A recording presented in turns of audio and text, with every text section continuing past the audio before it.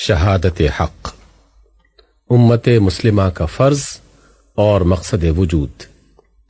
یہ تقریر 30 دسمبر 1946 کو جماعت اسلامی لاہور کمشنری کے اجتماع میں بمقام مراد پور متصل سیالکوٹ کی گئی۔ مسلمانوں کو ہم جس چیز کی طرف بلاتے ہیں وہ یہ ہے کہ وہ ان ذمہ داریوں کو سمجھیں اور ادا کریں جو مسلمان ہونے کی حیثیت سے ان پر عائد ہوتی ہیں۔ آپ صرف اتنا کہہ کر نہیں چھوٹ سکتے کہ ہم مسلمان ہیں اور ہم نے خدا کو اور اس کے دین کو مان لیا ہے، بلکہ جب آپ نے خدا کو اپنا خدا اور اس کے دین کو اپنا دین مانا ہے تو اس کے ساتھ آپ پر کچھ ذمہ داریاں بھی عائد ہوتی ہیں جن کا آپ کو شعور ہونا چاہیے، جن کے ادا کرنے کی آپ کو فکر ہونی چاہیے۔ اگر آپ انہیں ادا نہ کریں تو اس کے وبال سے دنیا میں چھوٹ سکیں گے نہ آخرت میں۔ وہ ذمہ داریاں کیا ہیں؟ وہ صرف یہی نہیں کہ آپ خدا پر، اس کے فرشتوں پر، اس کی کتابوں پر، اس کے رسولوں پر اور یوم آخرت پر ایمان لے آئیں۔ وہ صرف اتنی بھی نہیں ہے کہ آپ نکاح، طلاق، وراثت وغیرہ معاملات میں اسلام کے مقرر کیے ہوئے ضابطے پر عمل کریں، بلکہ ان سب کے علاوہ ایک بڑی اور بہت بھاری ذمہ داری آپ پر یہ عائد ہوتی ہے کہ آپ تمام دنیا کے سامنے اس حق کے گواہ بن کر کھڑے ہوں جس پر ایمان لائے ہیں۔ مسلمان کے نام سے آپ کو ایک مستقل امت بنانے کی واحد غرض جو قرآن میں بیان کی گئی ہے وہ یہی ہے کہ آپ تمام بندگان خدا پر شہادت حق کی حجت پوری کریں۔ وَكَذَلِكَ جَعَلْنَاكُمْ أُمَّةً وَسَطًا لِتَكُونُوا شُهَدَاءَ عَلَى النَّاسِ وَيَكُونَ الرَّسُولُ عَلَيْكُمْ شَهِيدًا، اور اسی طرح ہم نے تمہیں ایک بیچ کی امت بنایا تاکہ تم دنیا کے لوگوں پر گواہ رہو اور رسول تم پر گواہ ہو۔ شہادت حق، یہ شہادت جس کی ذمہ داری آپ پر ڈالی گئی ہے، اس سے مراد یہ ہے کہ جو حق آپ کے پاس ہے، جو صداقت آپ پر منکشف کی گئی ہے، آپ دنیا کے سامنے اس کے حق اور صداقت ہونے پر اور اس کے راہ راست ہونے پر گواہی دیں۔ ایسی گواہی جو اس کے حق اور راستی ہونے کو مبرہن کر دے اور دنیا کے لوگوں پر دین کی حجت پوری کر دے۔ اسی شہادت کے لیے انبیاء علیہ الصلاۃ والسلام دنیا میں بھیجے گئے تھے اور اس کا ادا کرنا ان پر فرض تھا۔ پھر یہی شہادت تمام انبیاء کے بعد ان کی امتوں پر فرض ہوتی رہی، اور اب خاتم النبیین صلی اللہ علیہ وسلم کے بعد یہ فرض امت مسلمہ پر بحیثیت مجموعی اسی طرح عائد ہوتا ہے جس طرح حضور صلی اللہ علیہ وسلم پر آپ کی زندگی میں شخصی حیثیت سے عائد تھا۔ اس گواہی کی اہمیت کا اندازہ اس سے کیجئے کہ نوع انسانی کے لیے اللہ تعالیٰ نے باز پرس اور جزا و سزا کا جو قانون مقرر کیا ہے اس کی ساری بنیاد اسی گواہی پر ہے۔ اللہ تعالیٰ حکیم و رحیم اور قائم بالقسط ہے۔ اس کی حکمت و رحمت اور اس کے انصاف سے یہ بعید ہے کہ لوگوں کو اس کی مرضی نہ معلوم ہو اور وہ انہیں اس بات پر پکڑے کہ وہ اس کی مرضی کے خلاف چلے۔ لوگ نہ جانتے ہوں کہ راہ راست کیا ہے اور وہ ان کی کجروی پر ان سے مواخذہ کرے۔ لوگ اس سے بے خبر ہوں کہ ان سے کس چیز کی باز پرس ہونی چاہیے اور وہ انجانی چیز کی ان سے باز پرس کرے۔ اس لیے اللہ تعالیٰ نے آفرینش کی ابتدا ہی ایک پیغمبر سے کی اور پھر وقتاً فوقتاً بے شمار پیغمبر بھیجے تاکہ وہ نوع انسانی کو خبردار کریں کہ تمہارے معاملے میں تمہارے خالق کی مرضی یہ ہے، تمہارے لیے دنیا میں زندگی بسر کرنے کا صحیح طریقہ یہ ہے، یہ رویہ ہے جس سے تم اپنے مالک کی رضا کو پہنچ سکتے ہو، یہ کام ہے جن سے تم کو بچنا چاہیے اور یہ امور ہیں جن کی تم سے باز پرس کی جائے گی۔ یہ شہادت جو اللہ تعالیٰ نے اپنے پیغمبروں سے دلوائی، اس کی غرض سے قرآن مجید میں صاف صاف یہی بتائی گئی ہے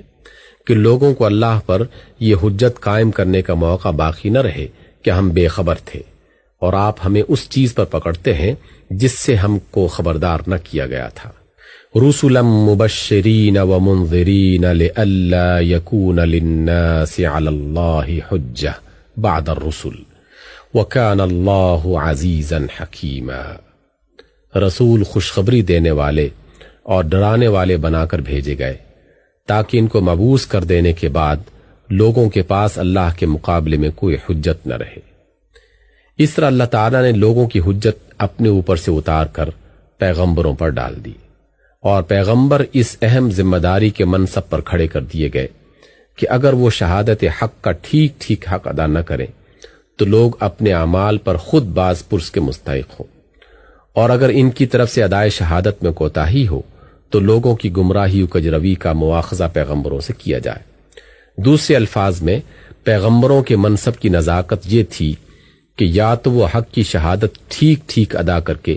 لوگوں پر حجت قائم کریں، ورنہ لوگوں کی حجت الٹی ان پر قائم ہوئی جاتی تھی کہ خدا نے حقیقت کا جو علم آپ حضرات کو دیا تھا وہ آپ نے ہمیں نہ پہنچایا، اور جو صحیح طریقے زندگی اس نے آپ کو بتایا تھا وہ آپ نے ہمیں نہ بتایا۔ یہی وجہ ہے کہ انبیاء علیہ الصلاۃ والسلام اپنے اوپر اس ذمہ داری کے اس بار کو شدت کے ساتھ محسوس کرتے تھے، اور اسی بنا پر انہوں نے اپنی طرف سے حق کی شہادت ادا کرنے اور لوگوں پر حجت تمام کرنے کی جان توڑ کوششیں کی۔ پھر انبیاء کے ذریعے سے جن لوگوں نے حق کا علم اور ہدایت کا راستہ پایا وہ ایک امت بنائے گئے، اور وہی منصب شہادت کی ذمہ داری جس کا بار انبیاء پر ڈالا گیا تھا اب اس امت کے حصے میں آئی۔ انبیاء کی قائم مقام ہونے کی حیثیت سے اس کا یہ مقام قرار پایا کہ اگر یہ امت شہادت کا حق ادا کر دے اور لوگ درست نہ ہوں تو یہ اجر پائے گی اور لوگ پکڑے جائیں گے، اور یہ حق کی شہادت دینے میں کوتاہی کرے یا حق کے بجائے الٹی باطل کی شہادت دینے لگے تو لوگوں سے پہلے یہ پکڑی جائے گی۔ اس سے خود اس کے اعمال کی باز پرس بھی ہوگی، اور ان لوگوں کے اعمال کی بھی جو اس کے صحیح شہادت نہ دینے یا غلط شہادت دینے کی وجہ سے گمراہ اور مفسد اور غلط کار رہے۔ حضرات، یہ ہے شہادت حق کی وہ نازک ذمہ داری جو مجھ پر، آپ پر اور ان سب لوگوں پر عائد ہوتی ہے جو اپنے آپ کو امت مسلمہ کہتے ہیں اور جن کے پاس خدا کی کتاب اور ان کے انبیاء کی ہدایت پہنچ چکی ہے۔ اب دیکھیے کہ اس شہادت کے ادا کرنے کا طریقہ کیا ہے۔ شہادتیں دو طرح کی ہوتی ہیں، ایک قولی شہادت، دوسرے عملی شہادت۔ قولی شہادت کی صورت یہ ہے کہ ہم زبان اور قلم سے دنیا پر اس حق کو واضح کریں جو انبیاء کے ذریعے سے ہمیں پہنچا ہے۔ سمجھانے اور دل نشین کرنے کے جتنے طریقے ممکن ہیں ان سب سے کام لے کر تبلیغ و دعوت اور نشر و اشاعت کے جتنے ذرائع ممکن ہیں ان سب کو استعمال کر کے علوم و فنون نے جس قدر مواد فراہم کیا ہے وہ سب اپنے ہاتھ میں لے کر ہم دنیا کو اس دین کی تعلیم سے روشناس کریں جو خدا نے انسان کے لیے مقرر کیا ہے، فکر و اعتقاد میں، اخلاق و سیرت میں، تمدن و معاشرت میں، کسب معاش اور لین دین میں،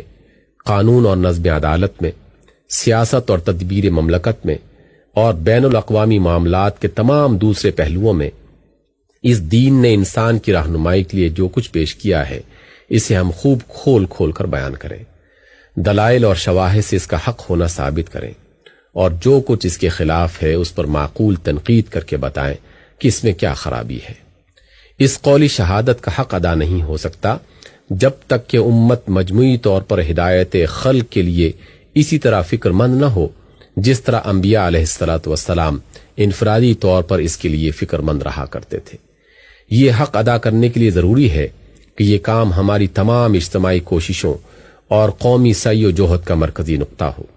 ہم اپنے دل و دماغ کی ساری قوتیں اور اپنے سارے وسائل و ذرائع اس پر لگا دیں۔ ہمارے تمام کاموں میں یہ مقصد لازماً ملحوظ رہے، اور اپنے درمیان سے کسی ایسی آواز کے اٹھنے کو تو کسی حال میں ہم برداشت ہی نہ کریں جو حق کے خلاف شہادت دینے والی ہو۔ رہی عملی شہادت تو اس کا مطلب یہ ہے کہ ہم اپنی زندگی میں ان اصولوں کا عملاً مظاہرہ کریں جن کو ہم حق کہتے ہیں۔ دنیا صرف ہماری زبان ہی سے ان کی صداقت کا ذکر نہ سنے بلکہ خود اپنی آنکھوں سے ہماری زندگی میں ان کی خوبیوں اور برکتوں کا مشاہدہ کر لے۔ وہ ہمارے برتاؤں میں اس شیرینی کا ذائقہ چکھ لے جو ایمان کی حلاوت سے انسان کے اخلاق و معاملات میں پیدا ہوتی ہے۔ وہ خود دیکھ لے کہ اس دین کی رہنمائی سے اچھے انسان بنتے ہیں، کیسی عادل سوسائٹی تیار ہوتی ہے، کیسی صالح معاشرت وجود میں آتی ہے، کس قدر ستھرا اور پاکیزہ تمدن پیدا ہوتا ہے،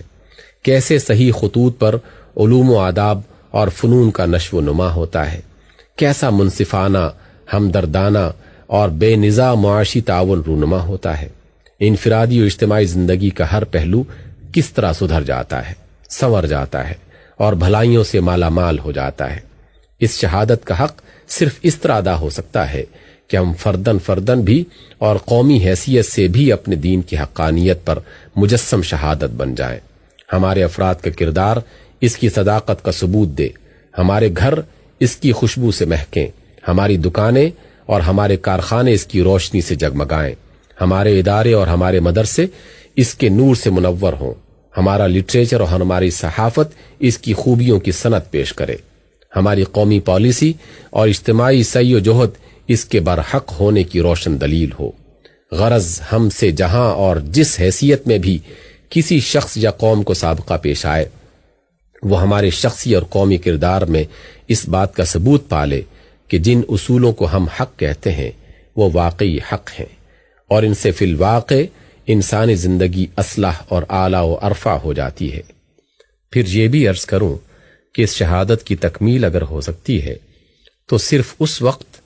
جبکہ ایک اسٹیٹ انہی اصولوں پر قائم ہو جائے اور پورے دین کو عمل میں لا کر اپنے عدل و انصاف سے، اپنے اصلاحی پروگرام سے،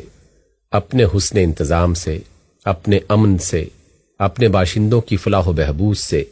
اپنے حکمرانوں کی نیک سیرت سے، اپنی صالح داخلی سیاست سے،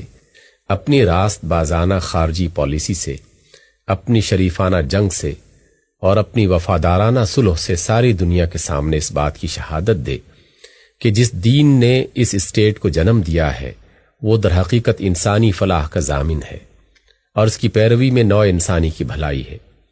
یہ شہادت جب قولی شہادت کے ساتھ مل جائے تب وہ ذمہ داری پوری طرح ادا ہو جاتی ہے جو امت مسلمہ پر ڈالی گئی ہے.